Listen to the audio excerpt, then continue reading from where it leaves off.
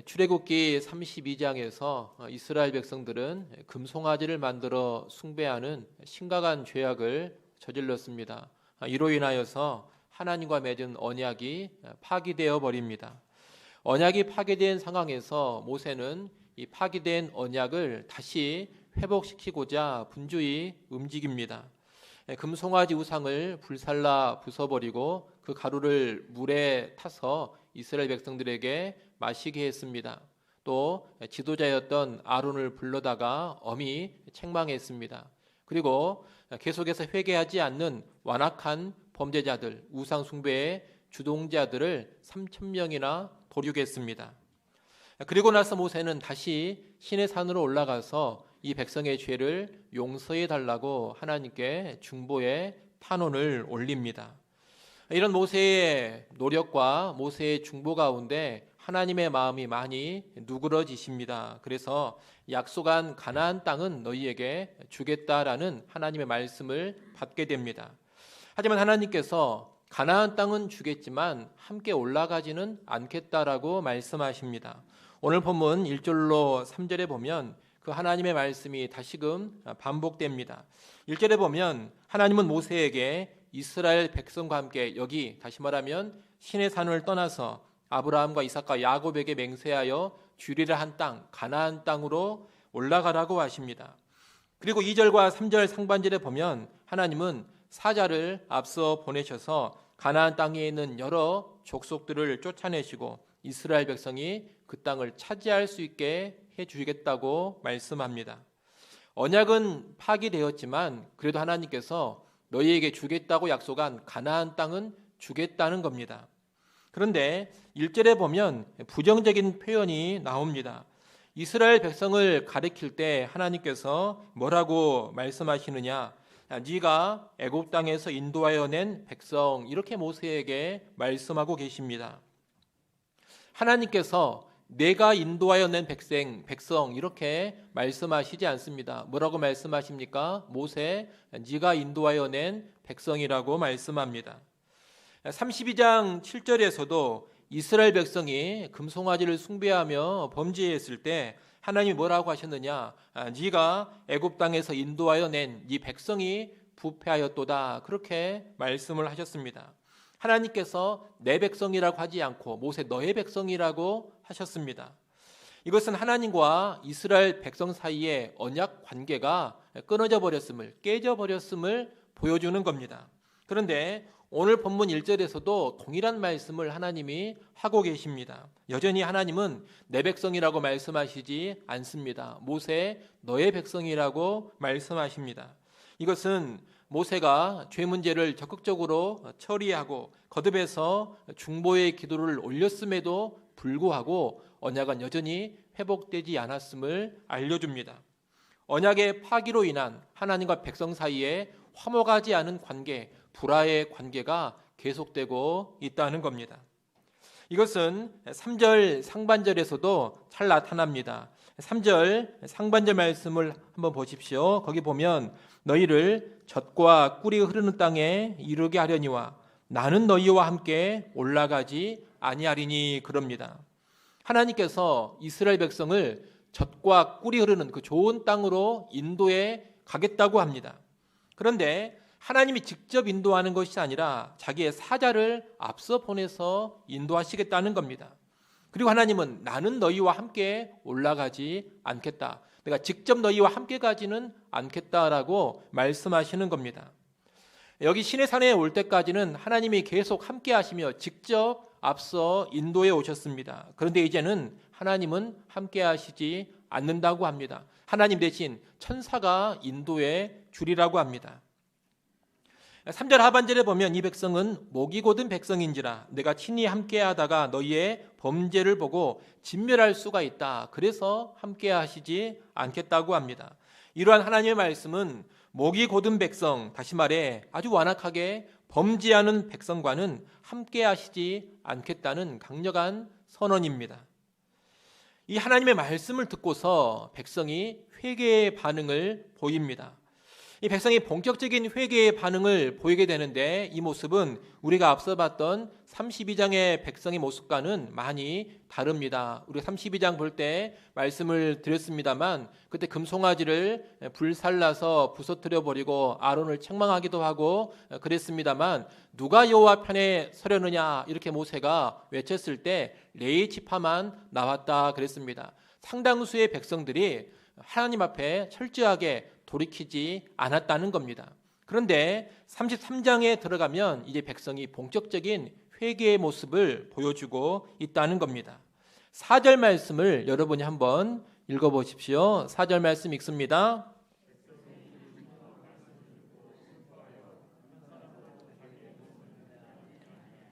아멘. 백성은 함께 하시지 않겠다는 하나님의 말씀을 듣고 슬퍼합니다. 그리고 한 사람도 자기의 몸을 단장하지 않습니다. 단장하지 않았다라는 것은 슬픔의 외적인 표현입니다.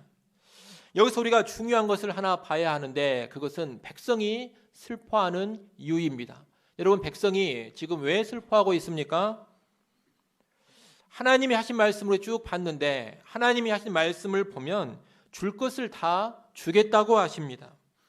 험한 광야길도 잘 지나가게 해주시고 가나안 땅에 있는 강력한 가나안 족속들도 다 싸워서 이기게 해주시겠다고 합니다. 그리고 그 좋은 가나안 땅, 젖과 꿀이 흐르는 땅을 이스라엘 백성에게 주겠다고 하십니다.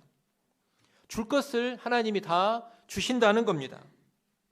험한 광야길도 문제없이 지나가고 대적들과의 싸움에서도 승리하고 젖과 꿀이 흐르는 비옥한 땅도 소유하게 되고, 여러분 이 정도면 다 된 것 같지 않습니까? 부족함이 없어 보이지 않습니까? 그런데 백성은 슬퍼하고 있습니다. 왜 슬퍼합니까? 하나님께서 함께 하시지 않는다는 말씀 때문입니다. 모든 게 다 주어졌습니다. 필요한 게 다 갖추어졌습니다. 그런데 하나님이 함께 하시지 않습니다. 백성에게 하나님이 없다는 겁니다. 그래서 슬퍼하며 단장하지 않은 것입니다. 여러분, 이 모습이 바로 진짜 회개를 하는 사람들의 모습입니다. 참된 회개를 할 때 백성이 보여주는 이 슬픔의 모습이 나온다는 겁니다. 위험한 광야를 무사히 지나간다 하더라도 하나님이 함께 하시지 않는다면 무슨 의미가 있는가? 우리의 대적들과 싸워서 다 이기고 승리한다 하더라도 하나님이 함께 하시지 않는다면 무슨 의미가 있겠는가? 젖과 꿀이 넘쳐 흐르는 땅을 소유한다 하더라도 하나님이 함께 하시지 않는다면 무슨 의미가 있겠는가? 정말로 회개하는 심령은 이런 심령이 된다는 겁니다. 여러분, 세상 사람들을 보십시오. 이 세상 사람들은 이 땅에서 고통과 어려움을 겪지 않고 승리하고 성공하고 많은 것을 소유하고 누리면 그것으로 좋게라 합니다. 그렇게만 살아가면 복을 받았다고 말합니다. 그렇게만 살 수 있다면 최고다. 다들 이렇게 이야기합니다. 세상 사람들은 그런다는 겁니다. 하지만 하나님의 백성은 그렇지 않습니다. 하나님의 백성은 모든 것을 다 누린다 하더라도, 온 천하 만물을 내가 다 소유한다 하더라도 하나님이 함께 하시지 않는다면 그것은 아무런 의미가 없다. 여러분, 이렇게 고백합니다. 세상 그 무엇이 있다 하더라도 하나님이 없으면 만족할 수 없는 마음, 이 마음의 소유자가 진짜로 회개한 사람, 참된 신자의 모습이라는 겁니다. 이를 달리 말하면 하나님 그분을 가장 귀하게 여기는 마음이라고 말할 수도 있겠습니다. 하나님 그분 자체를 가장 귀하게 여기는 마음, 이것이 진짜로 회개한 사람의 심령이고 참된 신자의 마음인 것입니다. 오늘 우리에게 이런 마음이 반드시 있어야 합니다. 오늘날 우리가 죄를 지어서 회개하는 것은 죄를 지었더니 외적인 고통이 심하더라, 죄를 지었더니 외적인 환경이 꼬였다, 죄를 지었더니 몸에 병이 들고, 죄를 지었더니 사업이 망하고, 죄를 지었더니 가정에 힘든 문제가 많이 생겼다. 여러분, 단지 그런 것 때문에 힘들어가지고 회개하는 게 아닙니다. 신자가 회개하는, 택함받은 사람이 회개하는 가장 본질적인 이유는 뭐냐? 죄로 인해서 하나님과의 관계가 단절된 것을 슬퍼하는 것입니다. 죄로 인해 하나님과의 관계가 깨진 것, 그것이 너무나 괴롭고 그것이 너무나 가슴 아파서 회개를 하는 겁니다. 여러분, 이런 회개가 진짜 회개입니다. 다시 말하면 하나님과의 관계에 초점을 맞추고 회개하는 것, 이것이 죄에 대한 진정한 회개다 이 말입니다.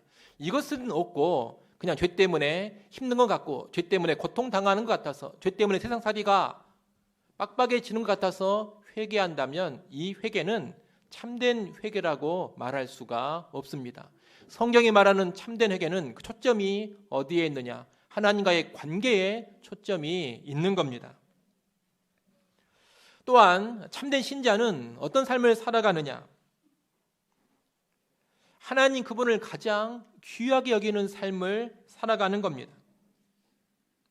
우리가 신자로서 살아갈 때에도 무엇을 최고의 복으로 여기며 살아가느냐? 하나님과 함께하는 것을 최고의 복으로 여기고 있느냐?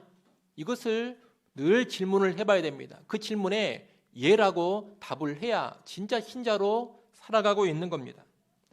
그렇기 때문에 오늘 우리를 다시금 잘 살펴볼 수 있어야 되겠습니다. 여러분은 회개할 때 하나님과의 관계에 초점을 맞추어서 회개하고 계십니까? 아니면 그저 인생살이, 세상살이가 힘들고 괴로워가지고 회개하는 수준입니까? 또 여러분은 예수를 믿고서 무엇을 최고의 삶이라고 여기면서 살고 계십니까? 그저 하나님의 도움을 받아가지고 세상에서 잘되고 승리하고 성공하는 것, 이것을 최고의 삶으로 여기고 살고 있지는 않습니까? 나는 죄를 회개할 때 무엇 때문에 회개하는가? 나는 이 땅의 삶을 살아갈 때 무엇을 최고의 삶, 최고의 복된 삶으로 여기는가? 여러분, 이것을 가지고 진짜와 가짜가 나누어지는 겁니다. 가짜는 하나님 그분께는 별로 관심이 없습니다. 그저 나의 세상적인 고통과 아픔, 그리고 나의 세상적인 성공과 성취에만 관심이 가 있습니다. 세상적인 고통과 아픔만 없으면 그것으로 만족하고 세상적인 성공과 성취만 있으면 그것을 곧 복된 삶으로 여기면서 살아갑니다. 하나님과의 관계에는 별 관심이 없다는 겁니다. 이게 가짜입니다. 하지만 진짜는 하나님과 그분에게 최고의 관심을 두고 살아갑니다. 다른 것이 아닌 하나님 그분 자체를 최고로 여긴다는 겁니다. 하나님 없이 편안하게 살기보다는 하나님과 함께 고난받는 삶을 더 소중하게 여깁니다. 하나님 없이 형통하기보다는 하나님과 더불어 실패하는 삶을 더 중요하게 생각을 합니다. 하나님 없는 성취보다는 하나님과 함께하는 몰락을 더 기뻐합니다. 외적으로 천국과도 같은 환경에서 하나님 없이 살기보다는 지옥 같은 외적 환경이라 하더라도 하나님과 함께 사는 것을 더 간절히 원합니다. 하나님이 함께 하시면 그것을 곧 천국으로 여기며 살아가고 하나님이 떠나시면 그곳이 곧 지옥인 줄로 알고 살아갑니다. 여러분, 이 사람이 진짜라는 겁니다. 오늘 우리에게 이런 진짜의 모습이 있기를 바랍니다. 회개를 하실 때에 참된 회개를 하시고 신자의 삶을 살아가실 때 참된 신자의 삶을 살아가십시오. 어수룩한 가짜의 모습을 버리시고 진짜로 나아가는 우리 모두가 될 수 있기를 바랍니다. 오늘 본문의 이스라엘 백성은 젖과 꿀이 흐르는 땅을 준다 하더라도 하나님이 함께 하시지 않으면 그것은 슬픈 일이라고 고백합니다. 그들은 단장을 하지 않습니다. 그들은 하나님 그분을 가장 귀하게 여기고 있습니다. 참된 회개를 이 백성이 지금 하고 있다는 겁니다. 이런 모습을 보이자 하나님께서 반응을 하십니다. 5절에 보면 이스라엘을 가리켜 목이 곧은 백성이라고 칭하면서 내가 너희 가운데 임하면 진멸하기 쉬우니 너희는 장신구를 떼어내라, 그렇게 명령하십니다. 장신구를 떼어내는 것은 우리가 앞에서 봤던 단장하지 않은 것과 유사한 모습입니다. 지금 하나님은 계속해서 제대로 된 회개의 모습을 보여라, 이것을 요구하고 계시는 겁니다. 이 회개라는 것이 지금 무슨 기도 한번 했다고 다 되는 것이 아닙니다. 진정한 회개는 삶의 변화를 수반하는 겁니다. 하나님은 그것을 보고자 하십니다. 장신구를 뗀 상태로 계속해서 회개의 참된 모습을 보이는가, 이것을 살펴보고자 하신다는 겁니다. 그리고서 너희의 그 모습을 보고 내가 어떻게 할지를 결정하겠다. 그렇게 말씀을 합니다. 5절 하반절 말씀을 보십시오. 5절 하반절에 보면 그러하면 내가 너희에게 어떻게 할 것인지 정하겠노라. 이렇게 말씀을 하고 있습니다. 하나님께서 그전까지는 뭐라고 계속 말씀하셨느냐? 너희와 함께하지 않겠다. 이렇게 말씀을 하셨습니다. 그런데 이제는 너희가 하는 것을 지켜보고 너희 회개의 진실성을 한번 살펴보고 내가 어떻게 할지 결정을 하겠다. 이렇게 말씀을 하시는 겁니다. 이 말씀은 하나님이 다시금 이스라엘과 함께 하실 수 있다는 그 소망의 여지를 주는 말씀입니다. 이 말씀을 듣고서 백성은 그들의 장신구를 모두 다 떼어냅니다. 애통과 슬픔의 태도, 회개의 태도를 지속적으로 보여줬다는 겁니다. 이 백성이 제대로 회개하고 있다는 것은 뒤에 이어지는 7절로 11절을 보면 잘 알 수가 있습니다. 모세는 이때 백성의 진박 멀리에 장막을 쳐서 회막이라고 이름을 짓습니다. 하나님과 만나는 장소이기 때문에 회막이라는 이름을 지은 겁니다.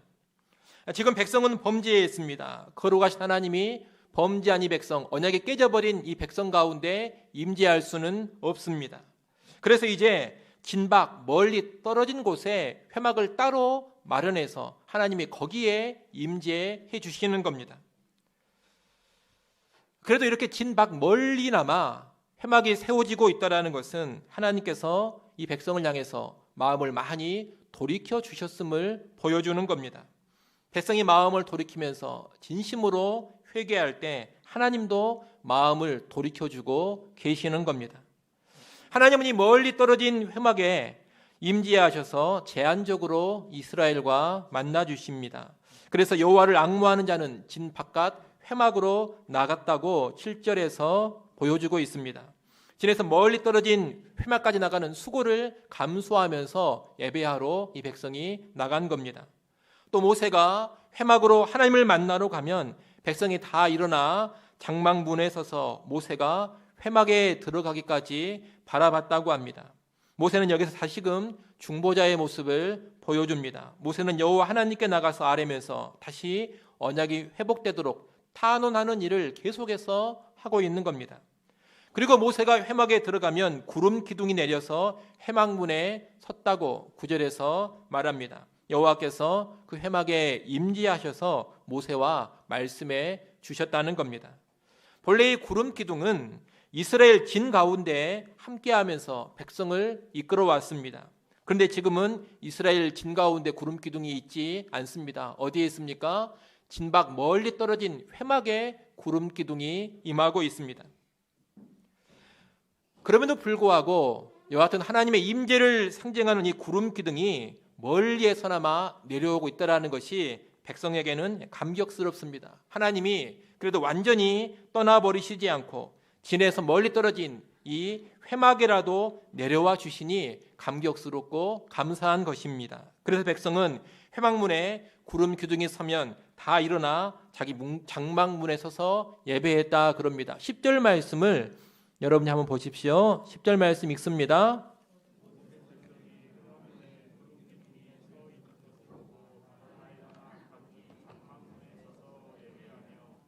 아멘.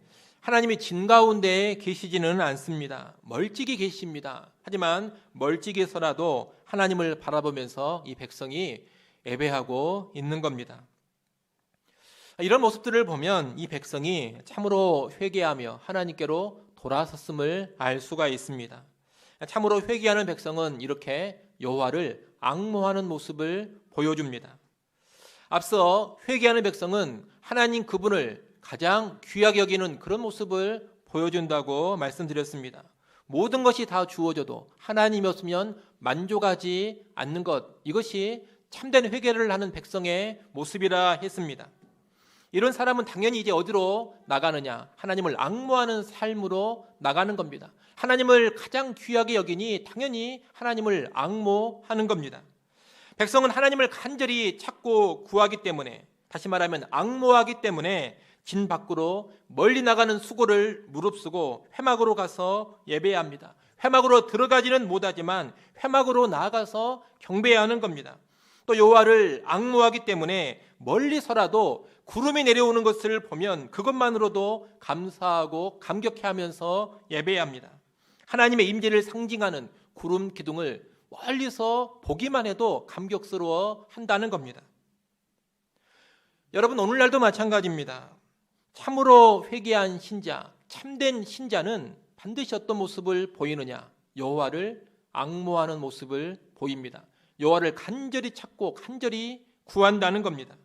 수고를 무릅쓰고 반드시 예배하고자 합니다. 조금 귀찮고 불편하면 예배를 제껴버리고 그런 사람이 되지 않습니다.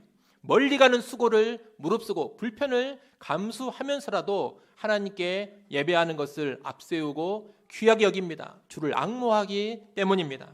또 멀찍이서 바라보는 구름 기둥만 보고서도 감사와 감격이 나오면서 예배합니다. 진 가운데에 구름 기둥이 있는 것도 아닙니다. 바로 내 눈앞에 구름 기둥이 내려와 있는 것도 아닙니다. 아주 멀찍이 구름 기둥이 내려와 있습니다. 그런데 저 멀리서라도 그 구름 기둥을 보기만 하면 그것이 그렇게 감사하고 감격스러운 겁니다. 다시 말하면 아주 작은 하나님의 은혜의 부스러기만 있어도 여호와를 앙모하기 때문에 그것으로 인해서 감사하고 감격해야 합니다. 이게 진짜 신자의 모습이라는 겁니다. 그래서 참된 신자는 대단한 예배를 드려야지만 만족하는 것이 아니라 예배할 수 있다는 그 사실만으로도 감사하고 감격스러워합니다.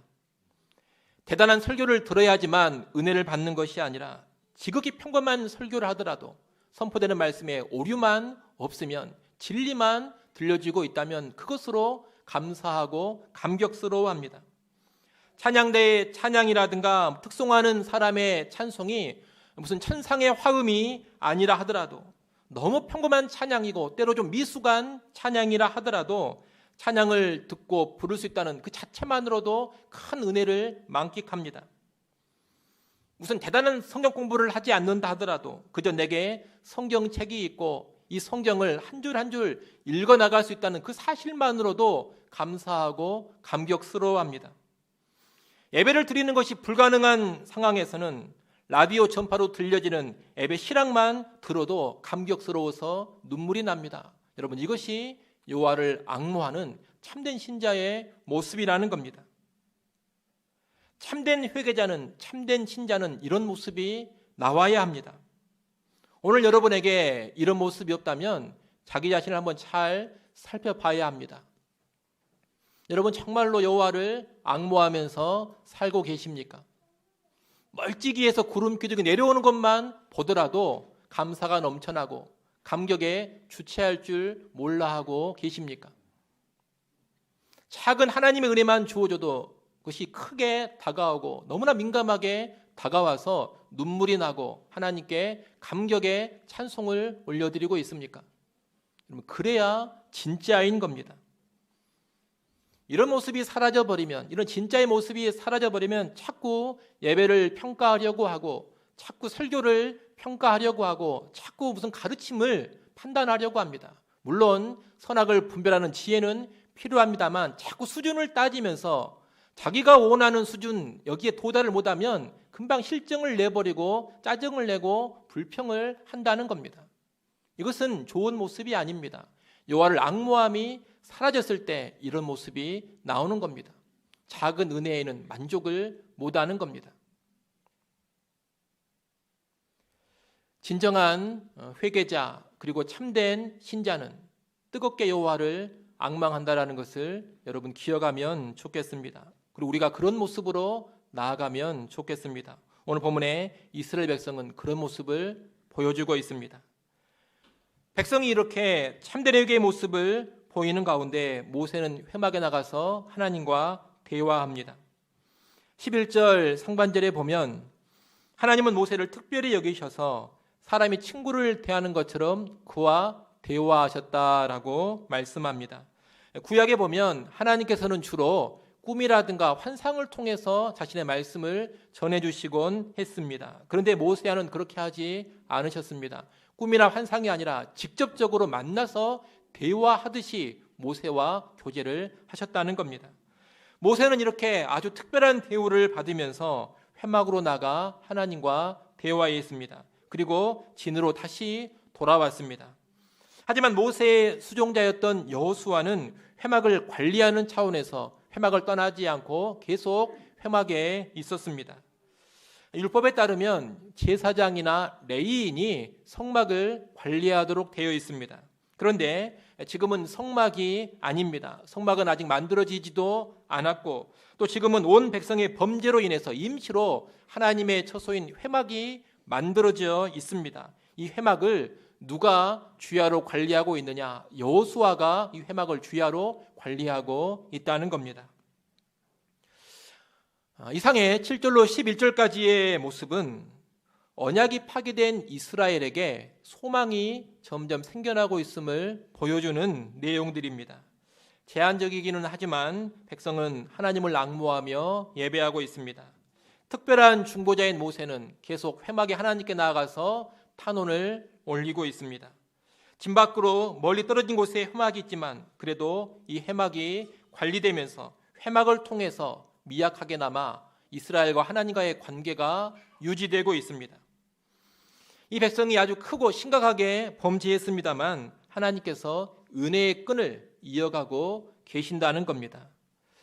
물론 이 죄 문제가 간단하게 해결되지는 않습니다.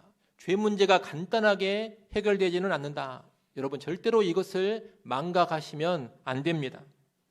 모세가 기도 한번 해가지고 죄가 해결됐습니까? 백성이 회개의 몸짓 한번 보여주니까 하나님이 다 그냥 용서해 주시고 언약이 회복됐습니까? 여러분 그러지가 않습니다. 우리가 쭉 봤습니다만 그동안 얼마나 많은 과정을 거쳤습니까? 모세가 백성이 처음 범죄했을 때 이 백성을 진멸하지 말아달라고 시내산 정상에서 간절히 하나님께 중보하며 탄원했습니다. 또 모세가 시내산에서 내려와 가지고 금송아지 우상을 타파했고 아론을 꾸짖었고 3,000명의 완악한 죄인들을 죽이기까지 했습니다. 그 뒤에 또다시 시내산에 올라가서 백성의 죄를 용서해달라고 중보하며 탄원했습니다. 오늘 본문에도 보면 백성은 크게 슬퍼하면서 단장을 하지 않습니다.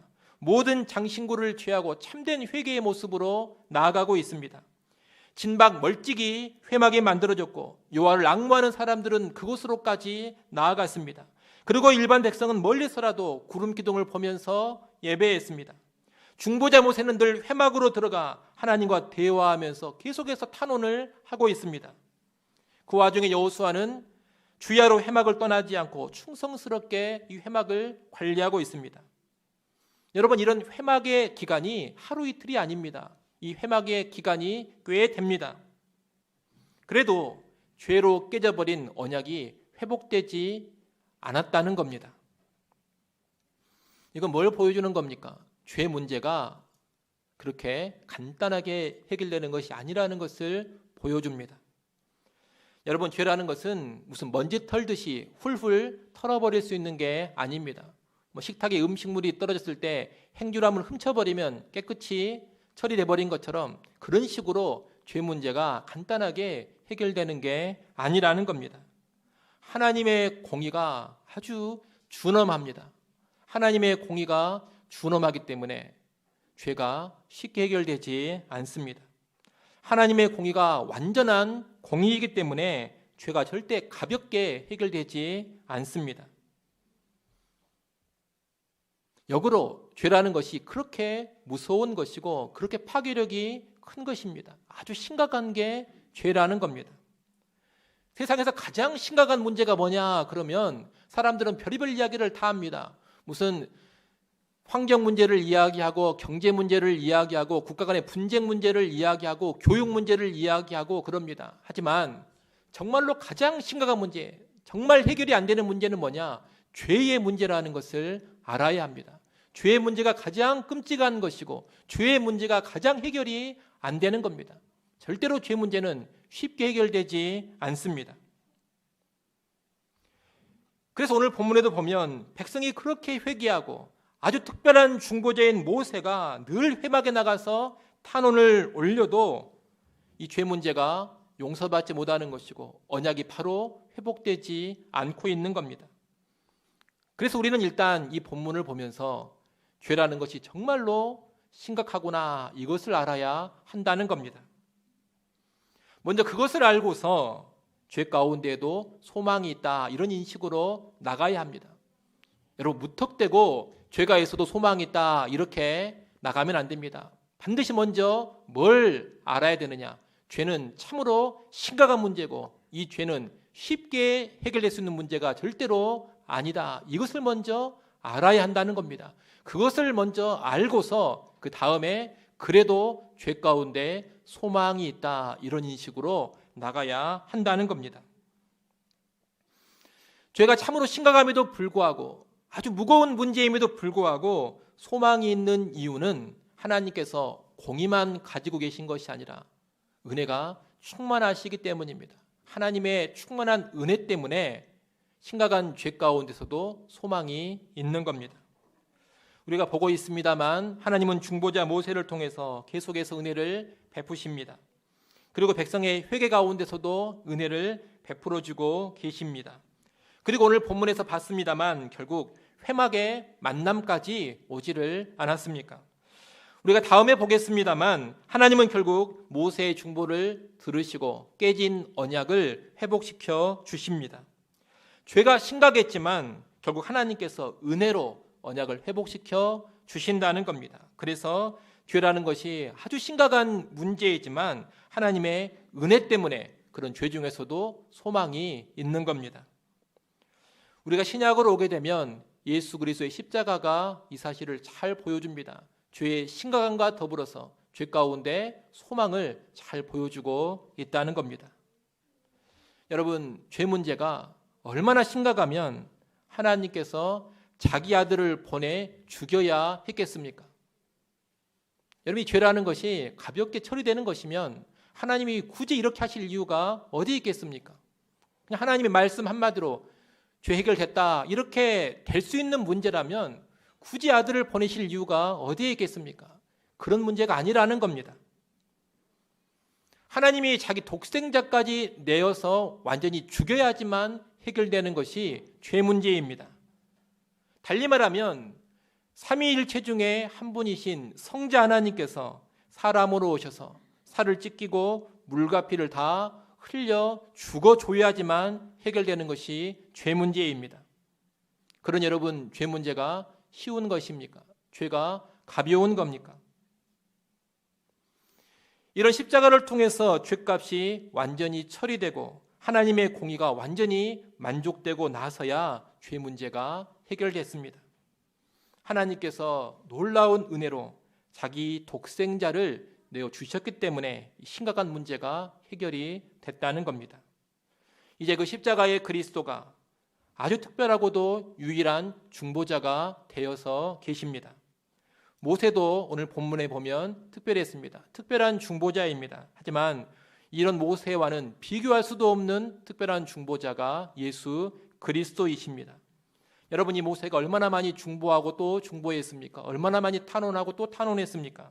그래도 죄사함 받지 못했습니다. 언약이 바로 회복되지 않았습니다. 그러나 십자가의 그리스도는 십자가의 단번의 죽음으로 죄 문제를 완전히 해결해 주셨습니다. 그리고 영원한 언약을 단번에 세우셨습니다. 그만큼 그리스도가 특별하십니다. 이제 누구든지 회개해서 그 중보자 예수를 믿기만 하면 즉각적으로 모든 죄가 사함을 받습니다. 그리고 하나님과 영원한 언약을 맺고 영원한 하나님의 백성, 하나님의 자녀가 됩니다. 영원토록 하나님이 절대로 그를 떠나지 않고 함께해 주십니다. 오늘 본문의 모습을 본다면 이렇게 예수 믿고 죄 사함 받아 하나님과의 영원한 언약 관계로 들어가는 것이 얼마나 놀라운 은혜입니까? 또 얼마나 놀라운 복입니까? 그렇게 해결이 쉽지 않은 죄 문제가 십자가로 단번에 처리되었습니다. 그렇게도 회복이 되지 않던 언약의 관계가 그리스도의 십자가로 단번에 세워지고 영원한 언약이 세워졌습니다. 이것이 얼마나 놀라운 은혜요, 얼마나 놀라운 복음입니까? 말 그대로 복된 소식, 복음입니다. 우리가 오늘 본문과 같은 구약의 말씀을 잘 모르면 이런 은혜, 복음의 가치를 제대로 모릅니다. 죄의 심각함도 모르고 죄가 파기시킨 언약이 회복되는 것이 얼마나 어려운 일인지도 잘 모르게 됩니다. 예수 그리스도께서 중보자가 되어주신 것이 얼마나 크고도 놀라운 은혜인지를 잘 알지를 못합니다. 그런 것을 모르기 때문에 죄를 가볍게 여기고 죄를 쉽게 생각합니다. 복음의 은혜를 아주 값싼 은혜로 여기는 겁니다. 너무 값없이 풍성하게 받다 보니 은혜가 은혜인지도 잘 모르고 살아갑니다. 여러분, 그렇게 살아가서는 안 됩니다. 죄가 해결되고 언약을 맺는 것, 여러분 절대로 가벼운 일이 아니고 쉬운 일이 아니었습니다. 그 어렵고도 힘든 죄의 문제, 그 어렵고도 힘든 언약 회복의 문제를 십자가가 해결해 준 겁니다. 하나님께서 아주 크신 희생을 치르면서 해결해 주신 겁니다. 하나님이 직접 죽어주심으로, 자기 피를 흘리심으로 해결해 주신 겁니다. 그 놀라운 은혜로 우리 입장에서 보자면 쉽게 죄사함을 받고 쉽게 언약 관계로 들어간 겁니다. 얼핏 보면 쉬운 것이지만 그 면면을 잘 살펴보면 절대로 쉬운 일이 아니었음을 여러분 절대로 망각하지 않아야 합니다. 이를 잘 기억하시고 회개하여 예수 믿어 죄사함 받은 것을 정말로 귀하게 여기십시오. 하나님의 언약 백성이 된 것을 정말로 소중하게 생각하십시오. 구원의 은혜를 가볍게 여기지 마시고 특별하고도 특별한 은혜로 여기십시오. 그 은혜에 크게 감사하면서 오늘 우리도 회개하는 이스라엘 백성이 보여줬던 것처럼 하나님의 함께하심을 최고의 복으로 여기며 살아가시고 여호와를 뜨겁게 앙모하면서 살아가시기를 바랍니다. 언제나 작은 은혜에도 크게 감사하고 감격하는 그런 주의 백성으로 살아갈 수 있기를 간절히 축원합니다. 기도하겠습니다.